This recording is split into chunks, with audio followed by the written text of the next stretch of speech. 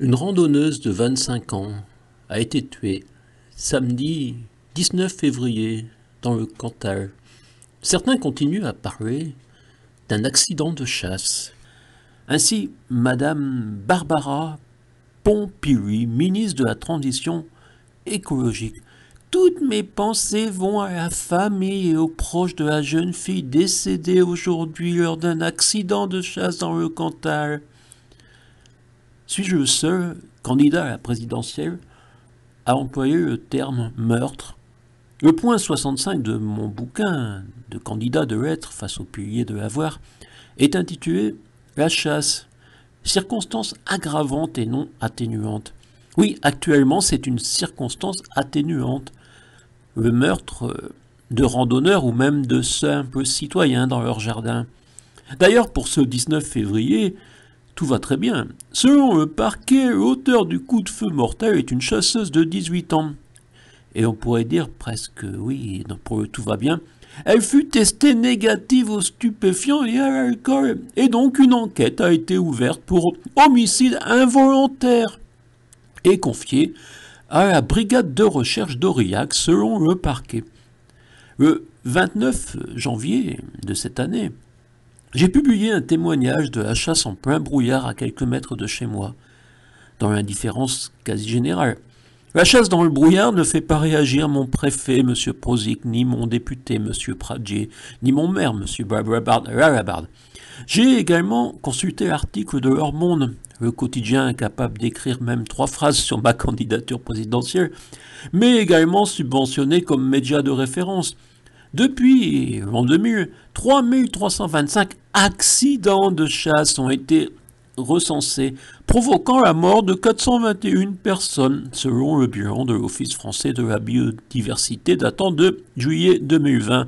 On n'est sûrement pas encore à 500. Pour ce monde, la jeune femme est morte sur place après avoir reçu une balle perdue vers 15 heures lors d'une battue au sanglier qui a démarré dans l'Aveyron voisin et se déroulait au moment des faits sur la commune de Cassagnouz. Je vous ajoute ma vidéo du point 65, la chasse circonstance aggravante et non atténuante.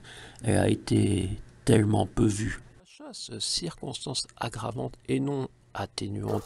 Lecture intégrale de ce point qui me semble essentiel dans cet essai du candidat de lettres face au pilier de l'avoir. Naturellement, nos politiciens évitent le sujet car le lobby des chasseurs, on ne peut pas se le mettre à dos quand on est un politicien. Mais vous savez, je ne suis pas un politicien, je suis juste le candidat de lettres. Donc ce point 65 est un peu plus long que d'autres. Le 2 décembre 2020, un homme de 25 ans a été assassiné dans son jardin à Calvignac, dans le département du Lot, Morgan Keane. J'ai noté le terme d'accident dans les médias pour ce tir évalué à 80-100 mètres de la victime par le procureur de la République, M. Frédéric Almendros. Le 24 novembre, dans une vidéo adressée à M. le Président, au sujet des pesticides déversés à proximité de mes fenêtres, je notais « Il y a aussi des jours chasseurs où il ne faut pas sortir ». Il me semblerait logique qu'une habitation à portée de fusil interdise toute chasse. Ce n'est pas le cas. Il me semblerait logique que tout le monde connaisse ce jour de chasse, mais parfois j'ai l'impression que c'est chaque jour. Depuis 25 ans dans ce département, quand j'entends les chasseurs, j'essaye de rester protégé par mes murs. Oui, c'est cela la vie dans ce département. Dans d'autres campagnes de France également, je crois. Monsieur Jean-Claude Bonnemer, rédacteur en chef de la Vie Quercinoise, titrait même « Le procureur de Cahors explique les circonstances de l'accident de chasse de Calvignac ». Un accident de chasse, alors que la victime coupait du bois sur sa propriété. Ce n'est pas un accident de chasse. La victime ne participait pas à cette battue. La victime n'était pas sur un terrain réservé aux chasseurs. L'homme de 25 ans était chez lui et il fut tiré comme un sanglier. J'ai regardé les textes officiels, ce dont ne semblent pas se soucier nos journalistes. Sous gouv.fr, Office national de la chasse et de la faune sauvage, au ncfs.gouv.fr, rubrique armes de chasse et sécurité, distance de tir à proximité des habitations. Il n'existe pas de distance déterminée de chasse près des habitations, mais pour des raisons de sécurité publique, une interdiction de tir en direction des habitations, routes, chemins, lieux et aménagements publics. Cette interdiction est prescrite localement par un arrêté préfectoral spécifique, consultable en mairie et généralement cité sur la fiche de l'ouverture et de clôture de la chasse du département. Dans les communes où une association communale de chasse agréée, ACCA, est créée, les terrains situés à moins de 150 mètres autour des habitations sont exclus du territoire de chasse de l'ACCA et donc de l'action de chasse de ses adhérents, sauf autorisation préalable du propriétaire du terrain en question. Un arrêté municipal peut également réglementer les tirs et la chasse sur le territoire de la commune. J'ai même consulté leur dépêche parmi les réactions de M. André Magnier, président de la Fédération de chasse du Lot. Je note « Ce drame me conforte dans la nécessité d'aller encore plus loin dans l'éducation des chasseurs à la sécurité. » Oui, j'essaye parfois de faire la voix des gens, mais ça ne marche pas toujours. Ce monsieur est conforté dans ses certitudes par le drame. Ça, c'était entre guillemets. Une petite précision de l'auteur. Ainsi qu'aux bonnes pratiques de la chasse, la Fédération départementale des chasseurs du Lot fera tout ce qui est en son pouvoir pour que de tels drames ne puissent plus se reproduire. Aucune activité humaine ne peut se prévaloir du risque zéro, mais le monde de la chasse, plus qu'aucun autre, se doit de tendre vers cet objectif. La Fédération départementale des chasseurs du Lot va poursuivre et redoubler ses efforts pour encore mieux former et sensibiliser les chasseurs à pratiquer la chasse en toute sécurité. C'est fin de citation. Je vous conseille de pratiquer en toute sécurité la lecture, monsieur.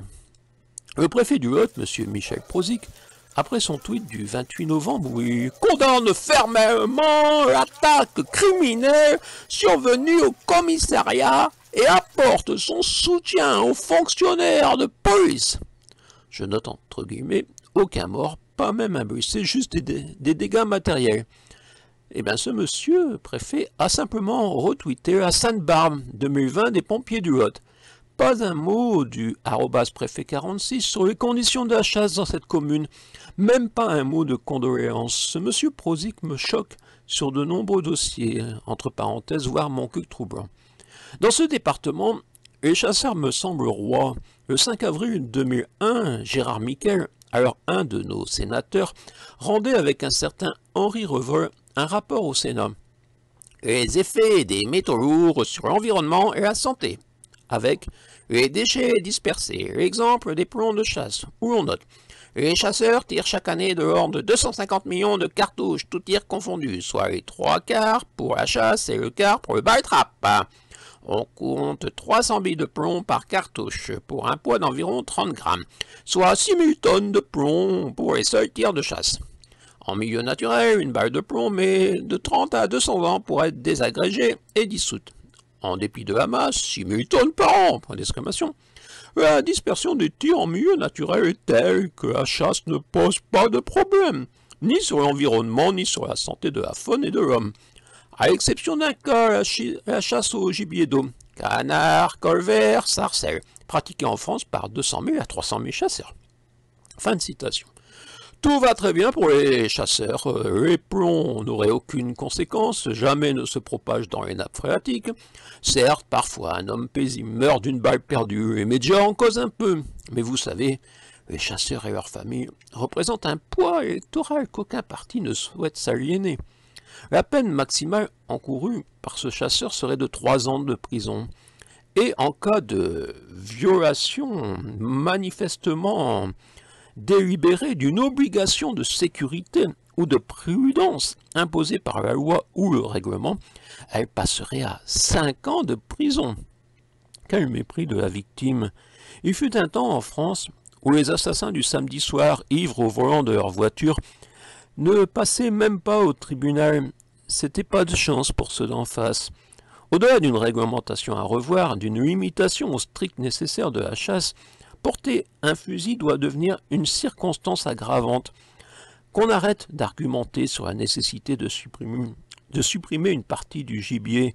Oui, sangliers, chevreuils peuvent engendrer de nombreux dégâts, mais combien de millions de perdrix et de faisans sont chaque année lâchés dans la nature pour être flingués? Pratique à interdire, même si des éleveurs râleront sûrement.